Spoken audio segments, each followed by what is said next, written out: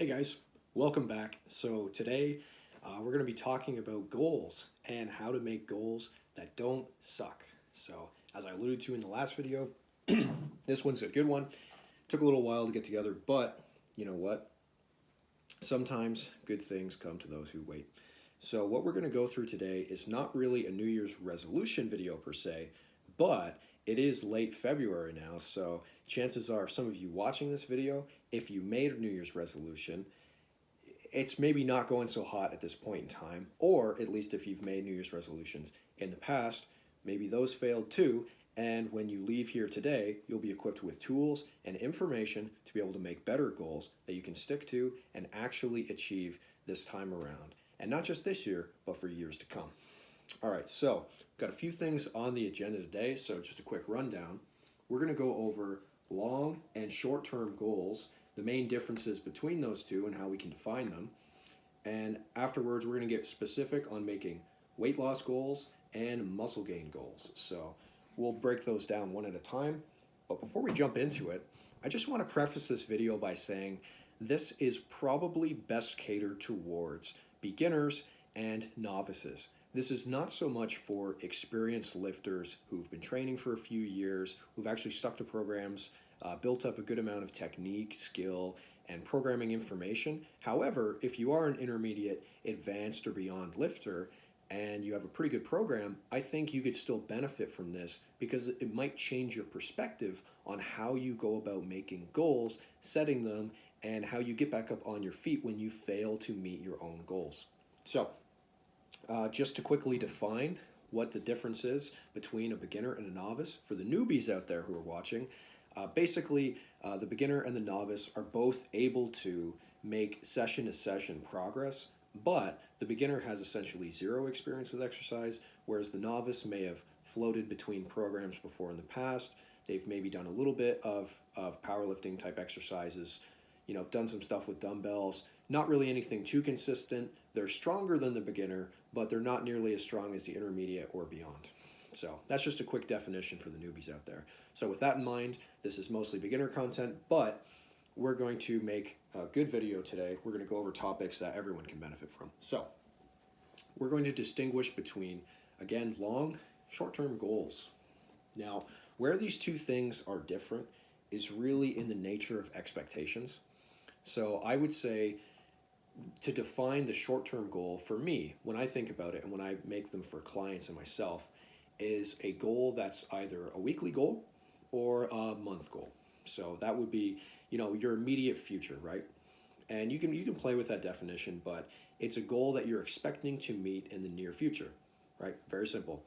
And the long-term goal is something that's more like 6 months to a year or maybe beyond, but I would cap it off probably around a year, unless you're keeping it really, really big picture with goals, right? It's hard to hit goals that are far away in time because a lot can happen between today and where you are 5 years from now.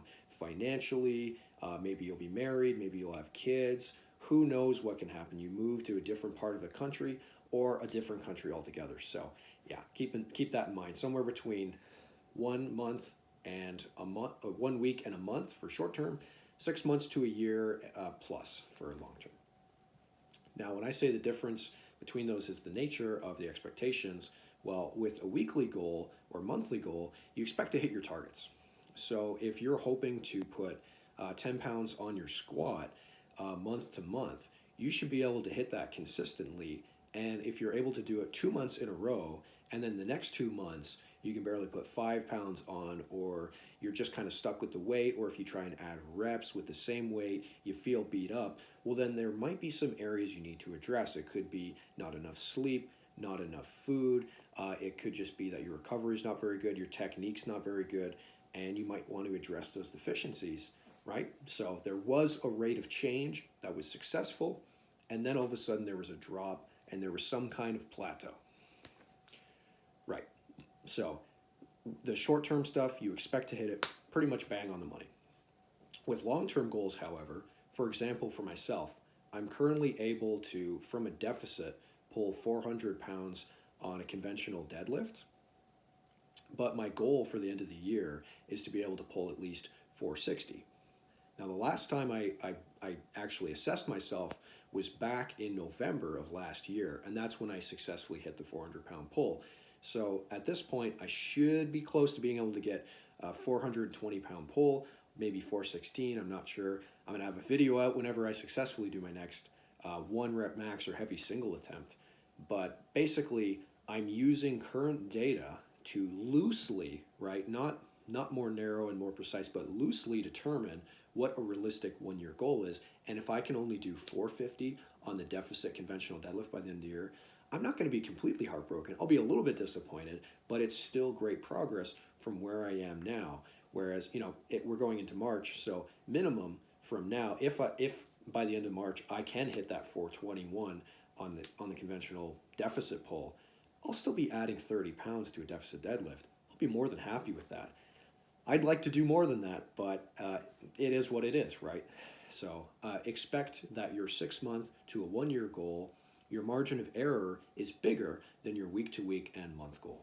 And this also applies to weight loss, right? If you're trying to lose a pound every week and you lose 0.7 of a pound and then 0.8 of a pound and 0.6 of a pound and 0.9 of a pound, well, you failed your weekly target every single week of that month, but you're still down multiple pounds by the end of the month. And as long as you're feeling good, your joints feel good, your sleep is good, your mood is good, your hunger's not crazy out of control, then who's to tell you that that's not a successful month?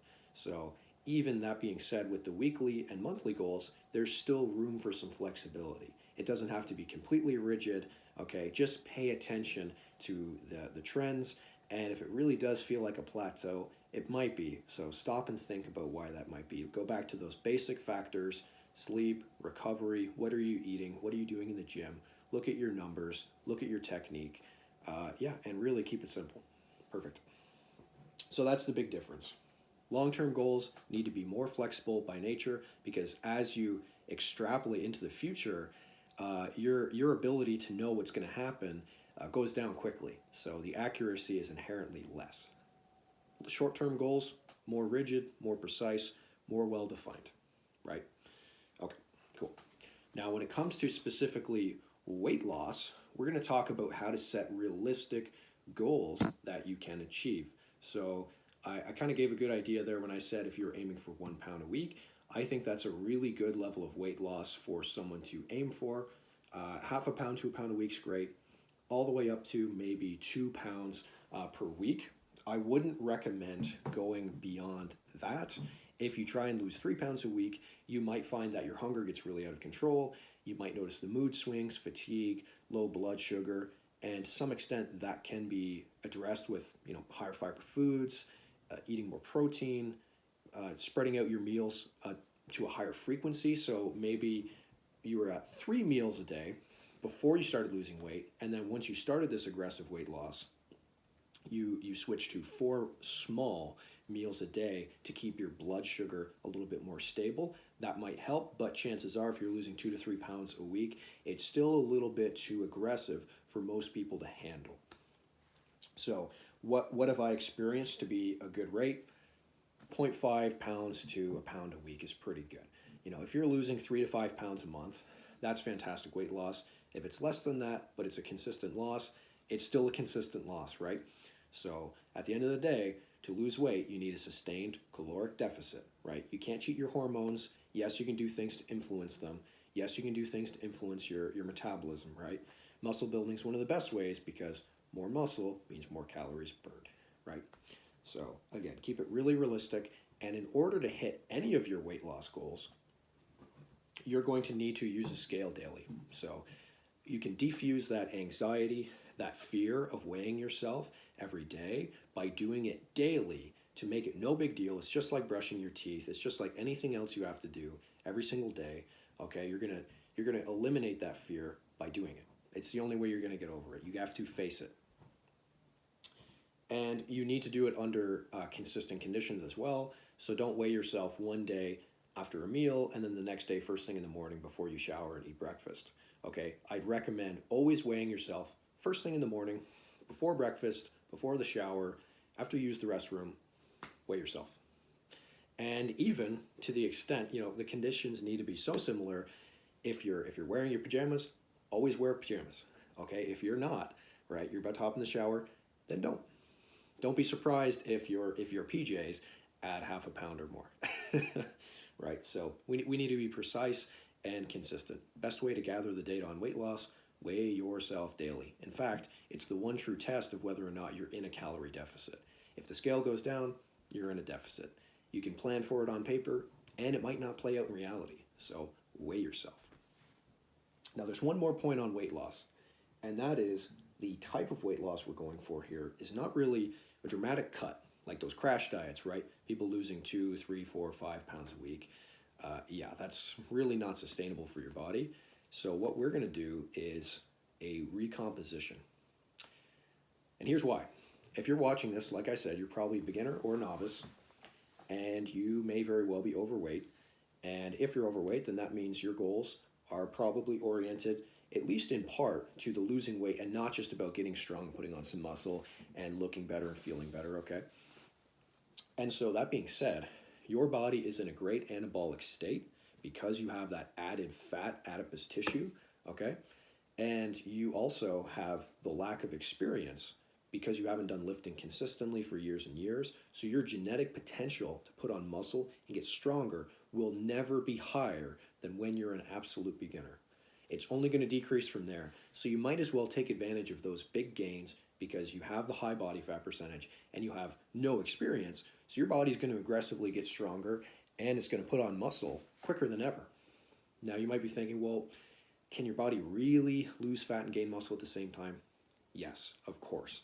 Is it going to be a little bit less muscle and strength than someone who's closer to maintenance or in a small surplus? Yeah, absolutely. But it might be like a 10 to 30% decrease. And if you were able to, in terms of raw potential, put 10 to 15 pounds of muscle on a year, that might decrease to 8 to 12, right? Who's to tell you that 8 pounds of muscle at the end of a year, trying to lose weight, you hit your target weight, now you're no longer a beginner, maybe you're close to intermediate. Now that your body's losing that sensitivity to the stimulus, training's getting harder, you have to get a little bit more consistent, a little bit more precise in your programming. Well, now you can have the luxury of being closer to maintenance or small surplus now that you've lost that initial weight. You might as well teach your body the skills of the movements, get used to exercise programming, get used to heavy objects, okay, while you're trying to lose the weight instead of, oh, I'm just going to go do cardio and lose 2 pounds a week, and then 6 months later, now I'm going to get into lifting. To me, you might as well do both at the same time and accept a little bit less weight loss and a little bit less muscle gain, but do both together. That's my take. Not everyone would agree with that, but in my experience, it's doable. Cool.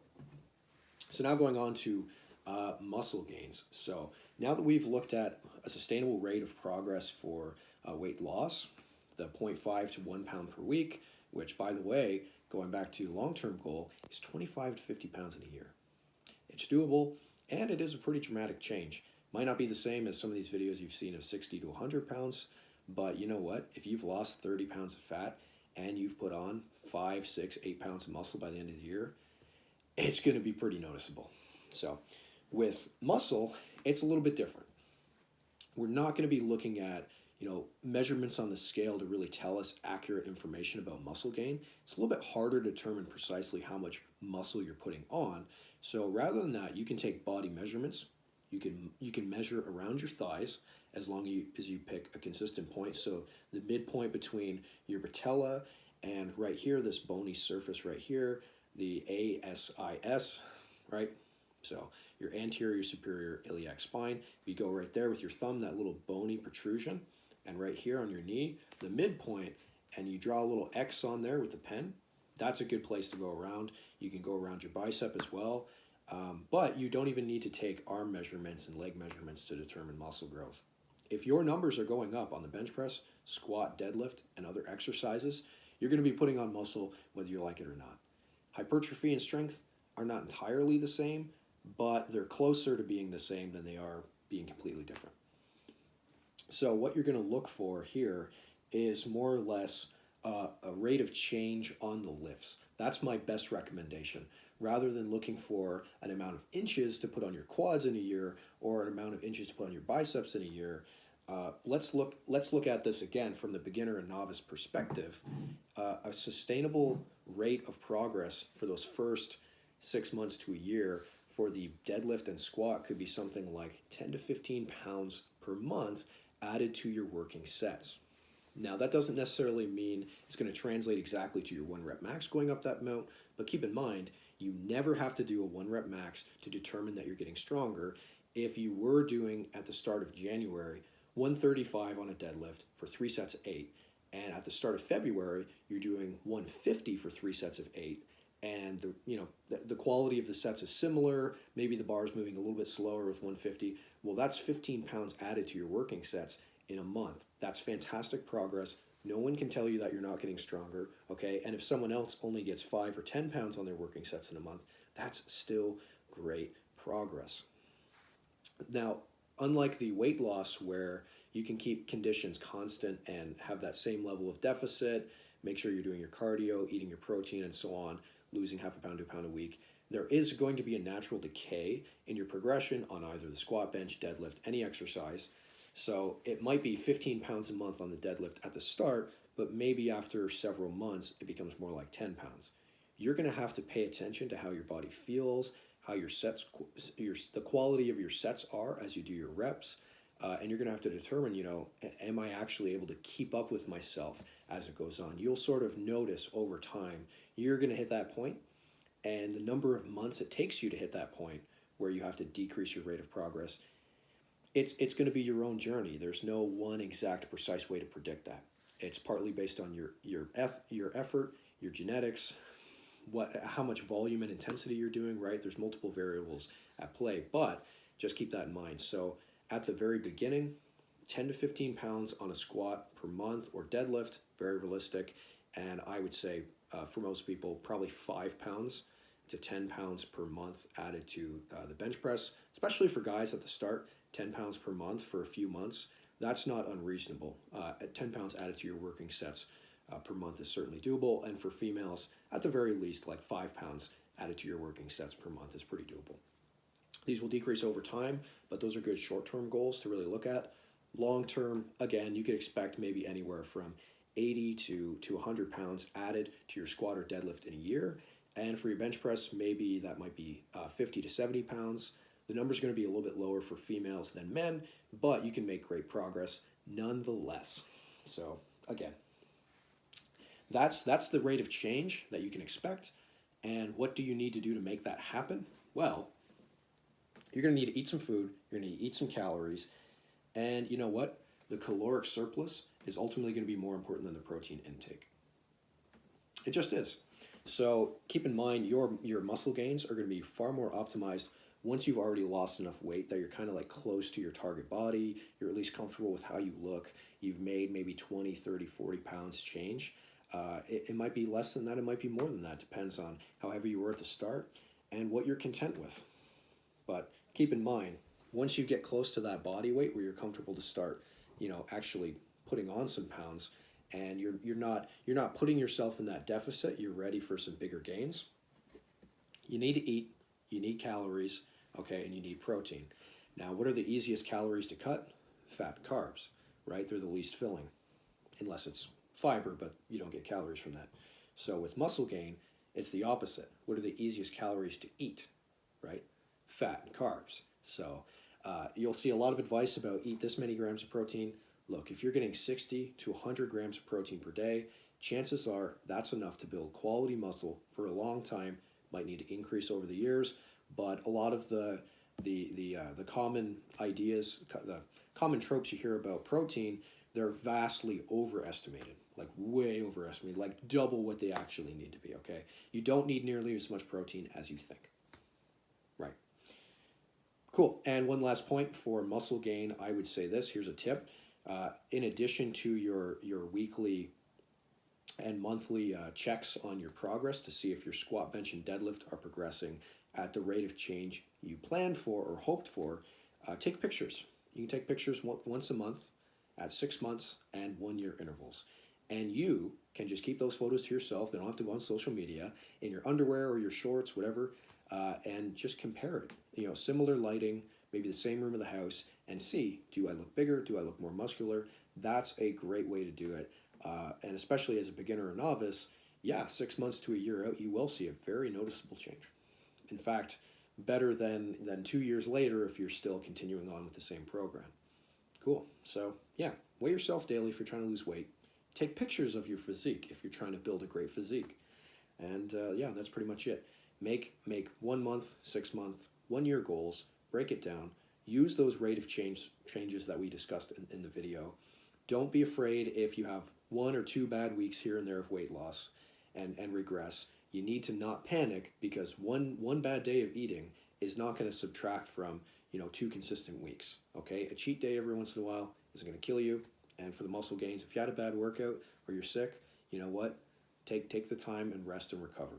It's no big deal, but don't skip your workouts. That's all I've got for you guys today. Stay tuned for some more topics coming up soon. We're giving you a good idea on how to structure a program specifically for the beginners trying to gain muscle. That's going to be coming out soon, probably sometime next week. Anyways, stay tuned. I hope you enjoyed this one, and I'll see you guys next time.